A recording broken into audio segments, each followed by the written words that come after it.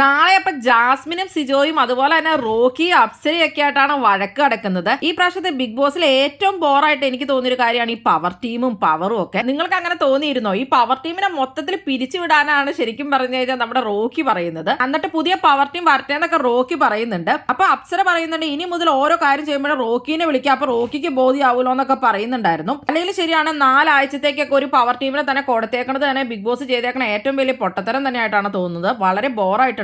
അപ്സര റോക്കിയും സംസാരിക്കുമ്പോഴാണ് നമ്മുടെ ജാസ്മിൻ വരുന്നത്. നിങ്ങൾക്ക് എന്താ ഇപ്പൊ പവർ വേണോന്ന് ചോദിച്ചുകൊണ്ട് വരുന്നത് ജാസ്മിനാണ്. സിജോ പറയുന്നുണ്ട് ഞങ്ങൾക്ക് പവർ ഇതാ, അപ്പൊ ഞങ്ങൾ പ്രൂവ് ചെയ്ത് കാണിക്കാന്നൊക്കെ. ഇപ്പത്തെ പവർ ടീം ഭയങ്കര ഇനാക്റ്റീവ് ആണെന്നും സിജോ പറഞ്ഞു. നിങ്ങൾ ഉറങ്ങിയിട്ട് ഞങ്ങൾക്ക് പണിയൊന്നും തരാൻ പറ്റില്ല എന്നൊക്കെ രീതിയിൽ സിറോക്കി അവിടെ സംസാരിക്കുന്നുണ്ട്. അങ്ങനെ ഇപ്പൊ ഞങ്ങളൊന്നും ചെയ്യുന്നില്ലെന്ന് സിജോയും പറയുന്നുണ്ട്. അപ്സര പറയുന്നുണ്ട് നിങ്ങൾ ഇതിൽ വന്ന് നോക്കുക, അപ്പൊ അറിയാം വല്ലതും ചെയ്യാൻ പറ്റുമെന്നൊക്കെ. സിറോക്കിയും സിജോയും ആണെങ്കിൽ വന്ന ദിവസം മുതൽ പവർ ടീമിൽ കയറാനൊക്കെ ആയിട്ട് നോക്കിക്കൊണ്ടിരിക്കുന്നവരാണ്. പക്ഷെ ഇതുവരെ അവർക്ക് പവർ ടീമിൽ കയറാൻ പറ്റിയിട്ടില്ല. അവർക്ക് ഓരോ പ്ലാനുകളൊക്കെ ഉണ്ട്. പവർ കിട്ടിക്കഴിഞ്ഞാൽ മറ്റുള്ളവർക്ക് നല്ല പണി കൊടുക്കാലോ എന്നൊക്കെ. അല്ലെങ്കിൽ ഇപ്പോഴുള്ള പവർ ടീം ഒന്നും തന്നെ ഒരു രസവും ഇല്ലാന്ന് തന്നെ വേണം പറയാനായിട്ട്. ഇവരൊക്കെ വരുവാണെങ്കിൽ ചിലപ്പോൾ കുറച്ച് മാറ്റമെങ്കിലും പ്രതീക്ഷിക്കാം. അല്ലെങ്കിൽ ബിഗ് ബോസ് പവർ ടീം തന്നെ എടുത്തു കളയുവാണെങ്കിൽ നല്ലതായിരുന്നു. നിങ്ങൾക്ക് എന്താണ് തോന്നുന്നത്? ഈ പവർ ടീം ഒക്കെ നല്ലതാണോ? എന്തായാലും നിങ്ങളുടെ അഭിപ്രായങ്ങൾ കമന്റ് ബോക്സിൽ കമന്റ് ചെയ്യുക. കൂടുതൽ ബിഗ് ബോസ് വീഡിയോകൾക്കായി ചാനൽ സബ്സ്ക്രൈബ് ചെയ്യാൻ, സപ്പോർട്ട് ചെയ്യാൻ. അടുത്തൊരു വീഡിയോ നമുക്ക് വീണ്ടും കാണാം.